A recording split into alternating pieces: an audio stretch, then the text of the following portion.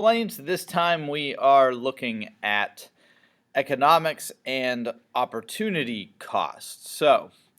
Economics, just as a quick review, is the study of how people allocate or how they use their resources. And we talked a little bit about what those resources could be. And we talked about the fact that economics is primarily concerned with these three big questions. We want to know why people make the decisions that they make. We want to know how they arrive at those decisions.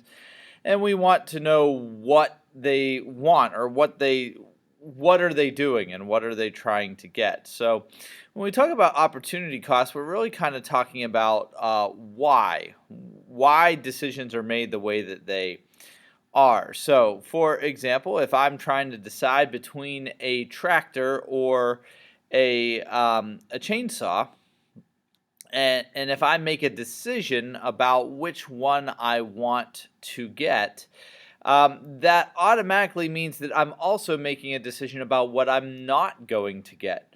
In other words, what does this opportunity cost me? So when we talk about opportunity cost, we are literally trying to measure the cost of any opportunity.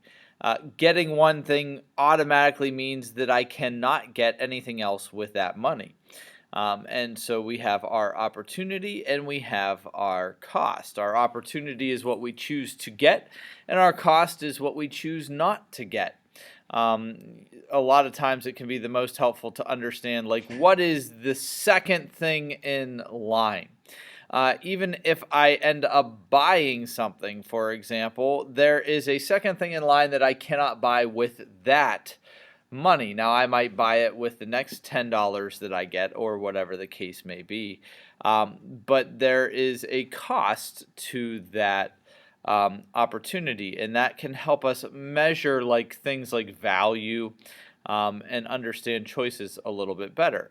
Obviously, in our society, money does not grow on trees, which means that even though I may use the same amount of money for the tractor, the chainsaw, or let's say the MacBook in this case,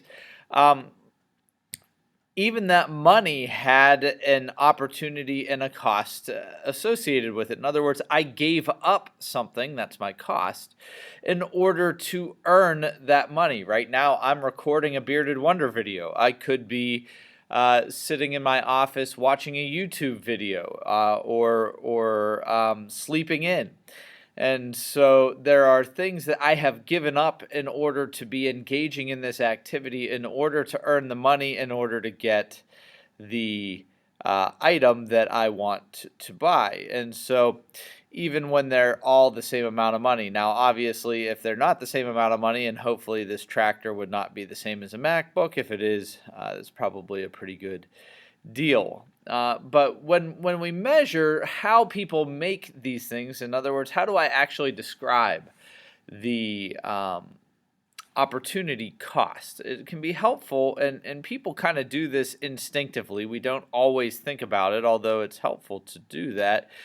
When you make pro-con lists, that's kind of what you're doing. You're doing what is really called a cost-benefit analysis. In other words, what do I have to give up to get this, and what can I do with it once I have it? And so if she thinks my tractor's sexy, then I am giving up money, in this case, just to be appealing to she.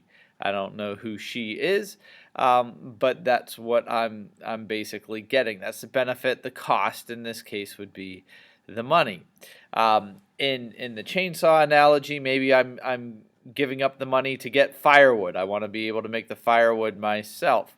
And if I'm getting the MacBook, maybe I'm going to use it for an entrepreneurial business where I sell things like this video on a website in order to make more money.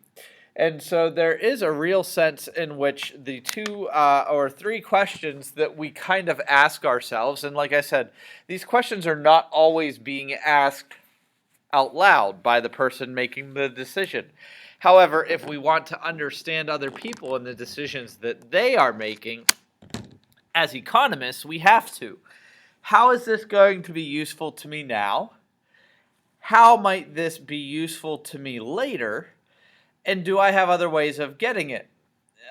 In other words, I may decide that while she does think my tractor is sexy, that there would be other ways that I could meet that particular goal, and therefore I don't need the tractor for it. So, in the cost benefit analysis, I would kind of decide not to do that one. And when we look at all of those, I might decide, well, I can sell resources online to buy the chainsaw, but the weather's really nice right now and it's about to get cold, so I'd rather sell the wood to get the money to buy the computer. And so the chainsaw is more useful to me now.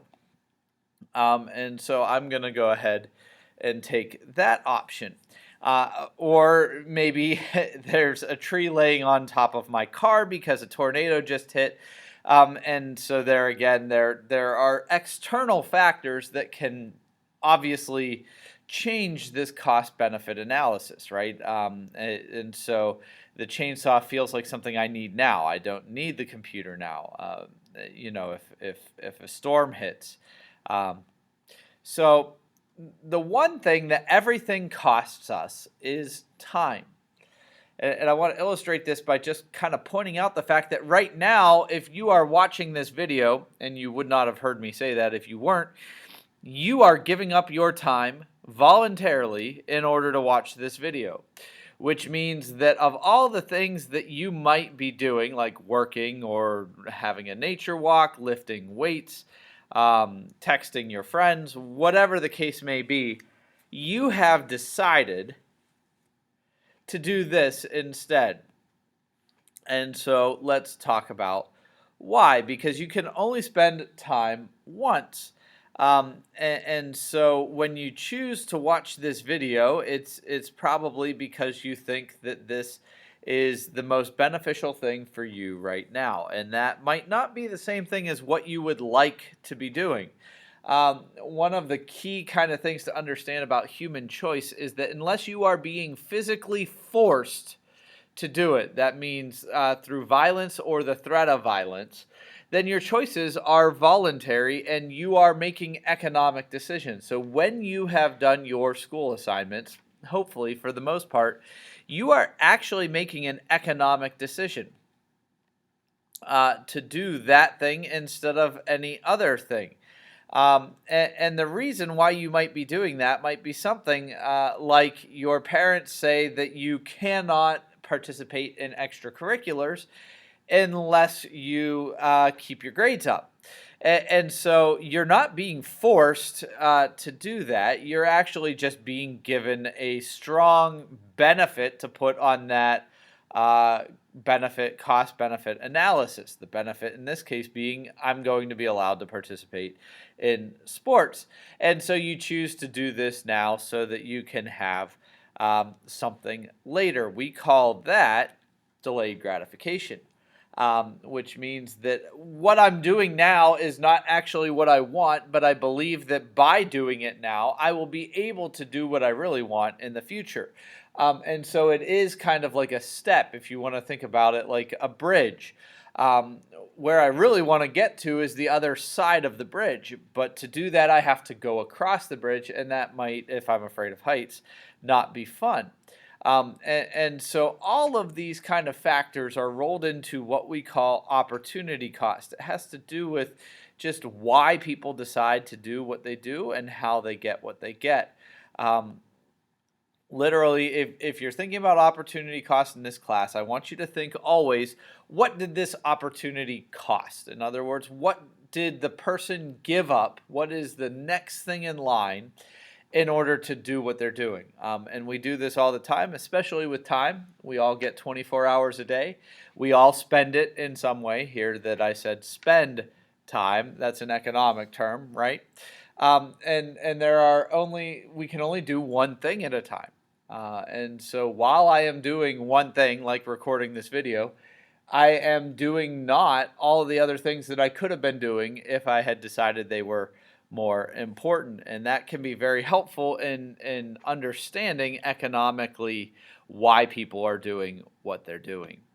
That's it for our video this time. I hope you have a good day.